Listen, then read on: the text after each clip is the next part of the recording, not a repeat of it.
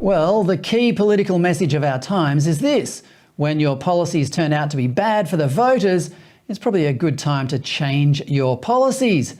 To be fair to the current generation of politicians, this has always been a fundamental principle of democracy. It's just that this generation seems oddly determined not to heed it.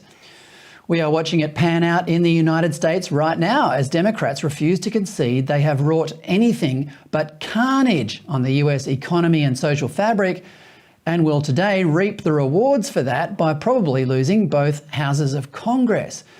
The phenomenon is coming across the Pacific, bound for Australia, when the cost of Prime Minister Anthony Albanese's suicidal net zero targets hits swathes of voters sometime during his first term.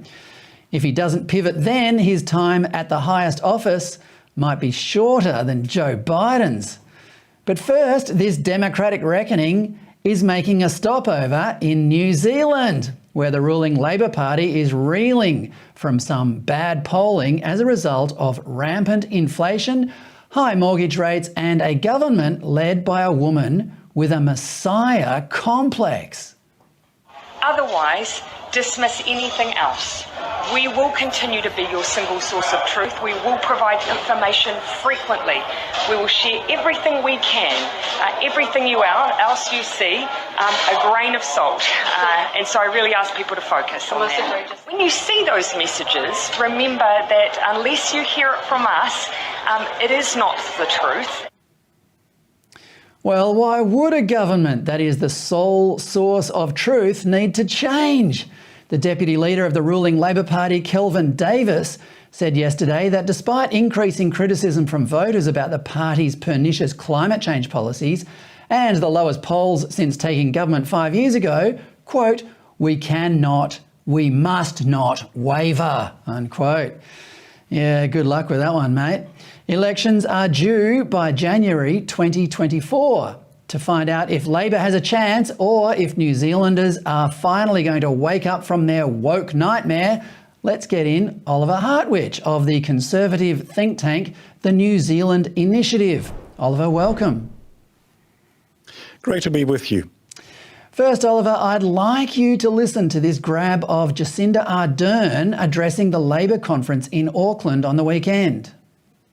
66,000 children have been lifted out of poverty, and all 9 measures of child poverty in this country are in decline. Despite the biggest economic shock since the Great Depression, the New Zealand economy is bigger now than before COVID, 4.8% bigger. That is because of good economic management.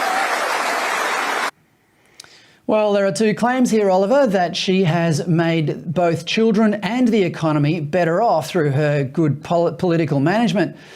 These things are difficult to quantify, but what's your feeling about them? Is Jacinda speaking the truth here? Well, the Labour Party is making all sorts of claims these days. Just last week, the Labour Party issued a list of 100 things that they have allegedly achieved. The only thing missing from the list was the better weather in Wellington. So not all of these were actual achievements.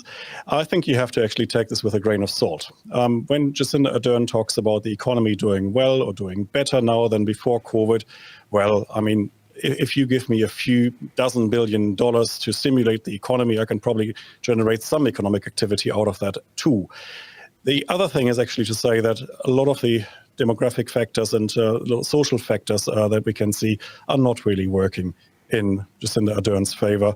So she mentioned child poverty. Yes, on some measures, child poverty is improving. On other measures, we now have 5 times the number of people sleeping in cars than we had in 2017 when Jacinda Ardern took over.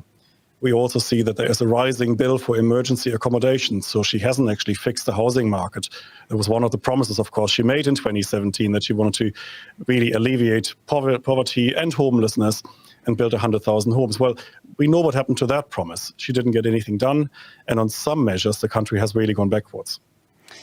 Yeah, you mentioned homelessness. She's quite famous for failing in that department because it was one of her key policies upon being elected in the first place. What other effects have there been on ordinary New Zealanders as a result of Labor's 4 years in power? Well, I think the biggest effect is probably the cost of living crisis that we can see now. I mean, it is present in many other countries around the world, but in New Zealand it is really homemade, because unlike the Europeans, we are disconnected from European energy markets, so that shouldn't actually play a role. We are also a net food exporter, so in a world of rising food prices, actually, this should probably benefit New Zealand, at least through terms of trade. What we do actually see here is an economy that is really producing extremely high price increases, because our Reserve Bank, the Reserve Bank of New Zealand, has stimulated the economy massively, and it has taken its eyes off its core mandate, which should have been to keep prices stable. So when you're talking about the biggest impact that Jacinda Ardern's government combined with the Reserve Bank has had on New Zealanders' lives, it is probably that cost of living crisis. Life has become unaffordable in New Zealand. The official inflation rate sits at just over 7%. But keep in mind, the government has also lowered fuel prices because they have actually temporarily cut fuel duty. Without that, it would probably be close to 8% inflation already. And a lot of that really is happening in items that have nothing to do with, for example, the Russian war against Ukraine or with international energy prices. It is a homemade inflation. And ironically, and really to add insult to injury, this government today reappointed the Reserve Bank governor for another 5 years. So you miss your target, not just by little, but really by several percentage points, and you get another term for 5 years on an $880,000 annual salary. So that's roughly what's happening in New Zealand. Good work if you can get it, $880,000. Let's just look into the Reserve Bank governor for a second. His name's Adrian Orr. He appeared before a parliamentary committee last week and he blamed the country's inflation rate. At the time was 6%, if I'm not mistaken, but is now creeping up to around 8%. He blamed it on Ukraine, but you say it was actually caused by the Reserve Bank. Is that right? That's right. He appeared before Parliament last week, and the story, the potted history, if you like, of inflation in New Zealand, according to the Reserve Bank governor, is that everything was fine, we had everything under control, and then Putin invaded Ukraine and things started to get out of control, and now we have got inflation. That's a very nice story, except it's a Russian fairy tale. It's not true, because even at the time of the beginning of the war in February this year, inflation was already running above 6%. If you exclude all the items that have to do with the war. And it hasn't improved since. So Governor Orr was really telling us a fairy tale. It's been debunked in the meantime by former Reserve Bank economists. Michael Waddell, one of them, one of our most prominent bloggers you find in New Zealand, calculated that even if you take all the items out that have anything to do with Putin's war against Ukraine, you would still end up with about 6% inflation. So it's really a homemade thing. The other thing you can do, and I did that myself actually for my column in the Australian today, I had a look at the so-called Taylor rule. So in economics, we can calculate what central banks should do, where they should set the cash rate to achieve a target of inflation. And according to that, actually, the Reserve Bank should have set interest rates up much higher, starting in 2021, when they still kept interest rates close to zero and still pumped in a lot of liquidity into the New Zealand economy. So if you take all of that together, the story is very clear. We've got a Reserve Bank that has created inflation. It is nobody else's fault but the Reserve Bank of New Zealand. And that's why we have inflation in this country. And for the Reserve Bank governor now to wash his hands of any responsibility, say, oh, I was only Putin and I did my job, it's a bit too cute. Yeah, well, pumping money into the economy and artificially low cash rate, that's a recipe for disaster, isn't it? It is a recipe for disaster. And by the way, not just for the normal cost of living measures that we look at, it's also a disaster for the housing market. So what happened was that during COVID, in these years when the Reserve Bank engaged in quantitative easing, so money printing, if you like, house prices in New Zealand really went out of control. I could see that with our own house, it went up by several $100,000 within a space of a few months. What happened afterwards is that the Reserve Bank tried to basically get all of this liquidity out of the system again. So now house prices have fallen by almost the same amount. So we had massive fluctuations in house prices. If you were unlucky enough to buy a house in the last couple of years, you would probably find yourself in negative equity now. And to make it worse, you would also have to pay a massively higher mortgage rate than you would have maybe 2 or 3 years ago. So unfortunately, the Reserve Bank, in combination with the government, has destabilized the New Zealand economy. It is a disaster no matter where you look at. And Orr has just been reappointed for another 5 years as head of the Reserve Bank. Does that mean that inflation is going to get even worse for New Zealand? That means that it's going to be relatively expensive to fight inflation because Adrian Orr, unfortunately, doesn't have a reputation for price stability because he really dealt with everything else. He dealt with the Maori economy. He dealt with climate change, with diversity, but he took his eyes completely off the ball when it comes to inflation. And so to regain credibility in markets, to show markets that he's serious, he now has to be even tougher than a normal central bank governor would have to be. And so I think that is what we're looking forward to now. The next 5 years will be characterized by a reserve bank that has lost its reputation and its credibility. And that will make it very costly for New Zealand to get back to a price stability path. Well, speaking of credibility, the polls are heading south for Jacinda Ardern and her Labor Party. How likely are they to lose the next election, which will probably be held in about a year's time? Well, you know, if it's just one rogue poll and the poll shows that we might get a change of government, I would say, well, take it with a grain of salt. Let's see how this goes. But actually, in fact, what we're looking at is a trend. And the trend started about a year ago. Keep in mind, in the 2020 election in New Zealand, Jacinda Ardern won an absolute majority, almost unheard of. More than 50% of the vote went to the Labour Party. And ever since, she has lost so much support that in the latest poll that we saw just this week, she was down to 32%.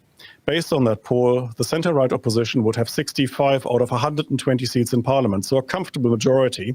And as I said, it's not a single poll. This has been the trend. So basically, since the 2020 election, Labour has been gradually going down. At first, they said, they might still govern, perhaps together with the Greens. Then they said, we might still govern, perhaps with the Greens and the Maori Party. And now there's absolutely no way, under current polling, no matter what poll you look at, that Labour could govern in any shape or form because the opposition has an outright majority. Well, it looks like the National Party are in a pretty good position to take the next election then, if what you're saying is accurate. What should the National Party be doing to prepare the country to get back on track after the next election?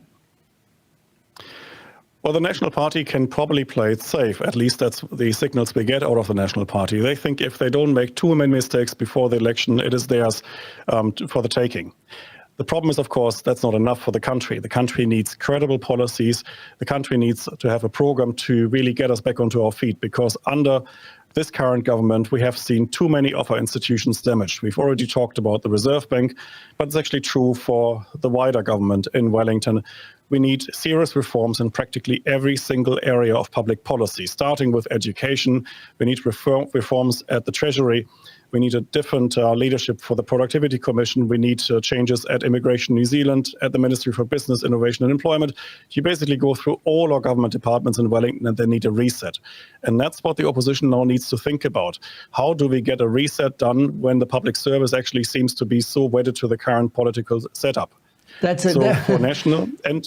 Yeah, go on. Yes, go on. And for the ACT party, we've got two opposition parties. We shouldn't forget ACT. There is one major centre-right party that's a bit comparable to your Australian Liberal Party, but we also have a party that doesn't really exist in New Zealand in that form, and that is ACT. ACT is a small, classical liberal, or you might say libertarian party, and they typically used to be on just one MP for many years. Well, they currently stand on 2% in the latest polls. 10% in the latest polls. So they will improve a lot. They will probably have a lot of influence over the future government led by the broader centre-right party, the National Party. And I think together these two parties will have a mandate on current polling to reform the country and really to get New Zealand back on its feet. Yeah, you used the word reset a minute ago. That's not in the context of the World Economic Forum, I take it.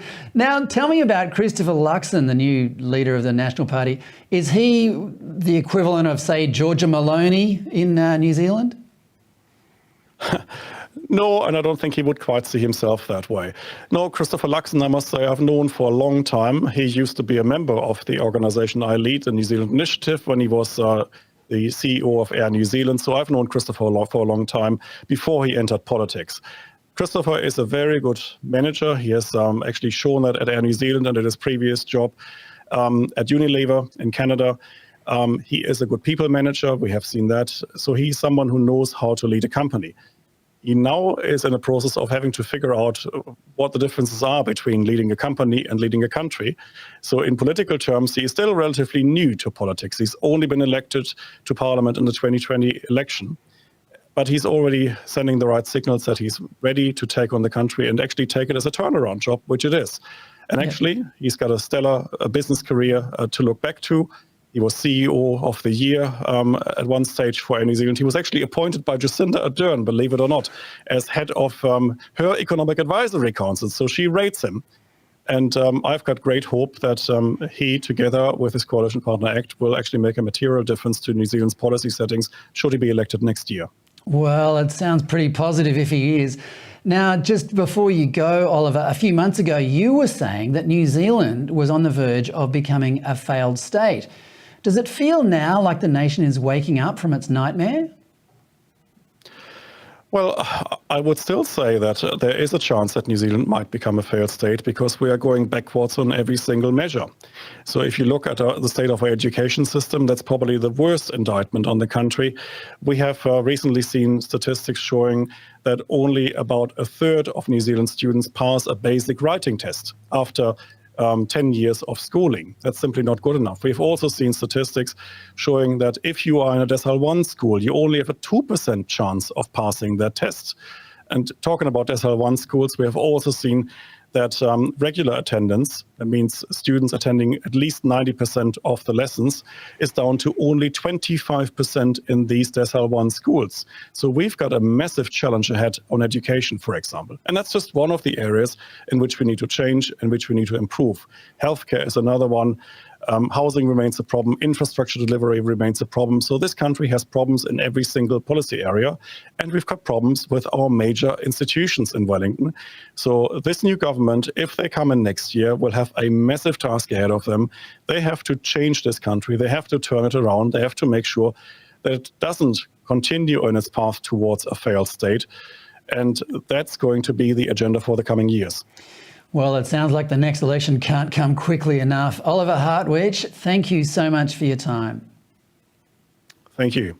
That's Oliver Hartwich, the Executive Director of the conservative think tank, the New Zealand Initiative.